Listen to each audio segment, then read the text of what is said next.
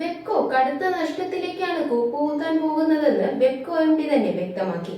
ബഡ്ജറ്റിൽ വർദ്ധിപ്പിച്ച ഗാലനേജ് ഫീസാണ് ഇതിന് കാരണം. അതുകൊണ്ട് തന്നെ ഈ തീരുമാനം പിൻവലിക്കണമെന്ന ആവശ്യവുമായി വെബ്കോ MD എക്സൈസ് മന്ത്രിക്ക് കത്ത് നൽകിയിട്ടുണ്ട്.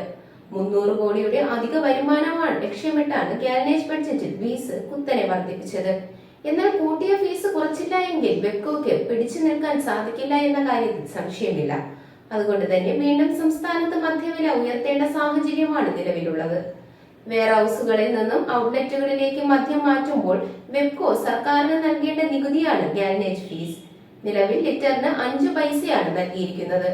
പുതിയ സാമ്പത്തിക വർഷം മുതൽ അത് 10 രൂപയായി ഉയരും. 300 കോടിയുടെ നഷ്ടം ഇതുവഴി വെബ്കോയ്ക്ക് ഉണ്ടാകുമെന്നാണ് MD യോഗേഷ് ഗുപ്ത സർക്കാരിനെ അറിയിച്ചത്.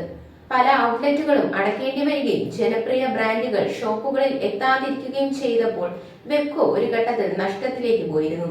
3 വർഷത്തോളം വലിയ സാമ്പത്തിക നഷ്ടത്തിലായിരുന്നു വെബ്കോ പോയിരുന്നത്. എന്നാൽ 2022-23 സാമ്പത്തിക വർഷം മുതലാണ് ലാഭത്തിലേക്ക് എത്തിയത്.